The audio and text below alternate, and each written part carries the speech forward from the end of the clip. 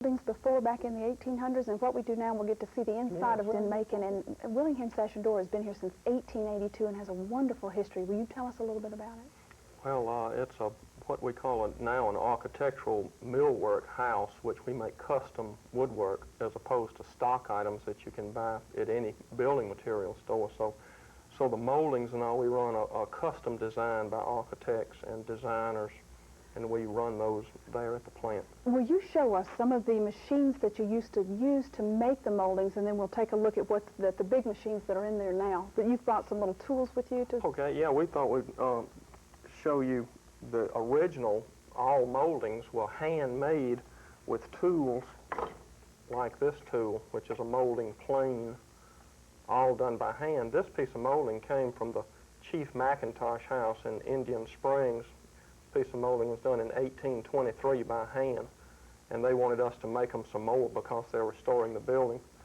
So we'll, instead of using the hand planes, we'll grind a knife out of steel to this profile and put it in our machine and run the molding. Oh my and that's what we'll show you some pictures of, the moldings and the steel knives and the way we do it. All right, and while we're seeing some of those, will you talk to us about wood moldings versus plaster and other materials that are used to make moldings?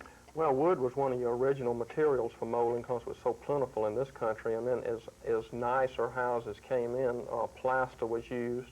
Now we even have styrofoam and urethane moldings, and also composition moldings that are made with not out of wood. Okay. I know you're restoring some beautiful buildings now. Will you tell us about the Armory first, and then a couple of the other places that you're working on? Yes, we're doing the exterior woodwork on the old Volunteers Armory in Macon. Most people know it as the Trading Post building, but you'll see some pictures of Robert E. Lee on the front of it. And we are doing some panels on the side that were deteriorated, and we're replacing those.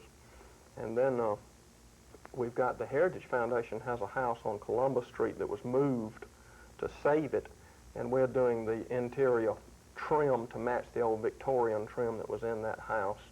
And that's a very interesting restoration going on there. And then we're doing some work right now in the hay house, which is always a pleasure to work in the hay house. Right. Replacing, adding a gift shop in the basement in the old furnace room, and we had to duplicate some large moldings as they originally were.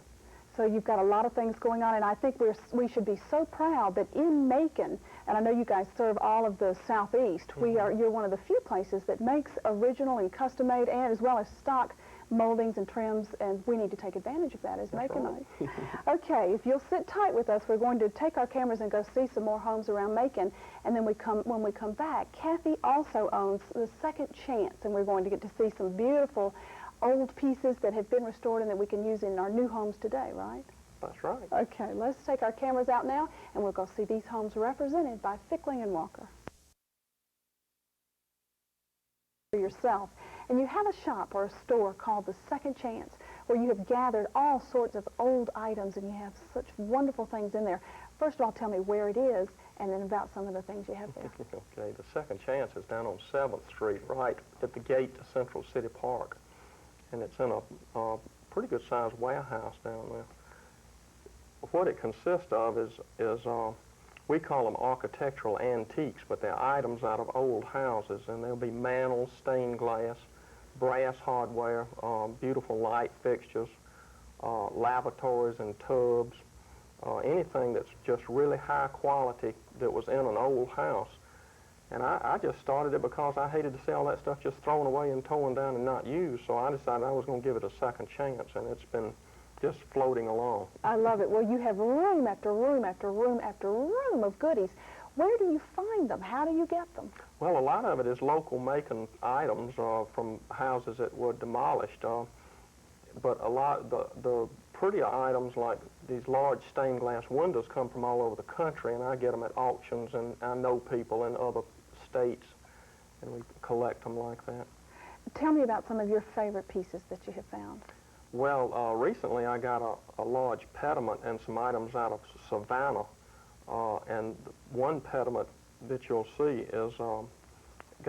is made out of black walnut, and it's got egg and dart carved molding in it. It came out of the old Savannah post office that was demolished in 1910. So it's been floating around Savannah, stored for that length of time, and I just happened to find it in a garage down there. Do you keep regular hours, and if so, can people come browse and try to figure out ways that they can incorporate some of these old pieces into their new home, either existing home or one that they're building? No, that's the irritating thing. I only open that shop 4 hours on Saturday afternoon from 1 to 5, and that's when you have to find me there. Otherwise, it's closed and locked up. All right, but would you help people figure out ways that they can use these? Sure, I always do, and I love to use old things in new houses because the quality of them is so good compared to what you can get now. Expense-wise, you can get a beautiful mantel, say, that's got history to it, that doesn't cost you as much as what a new mantel might cost. Right. Well, I think it's just intriguing what you've done, and I want to invite everyone who is interested in old things or new moldings and different types and styles of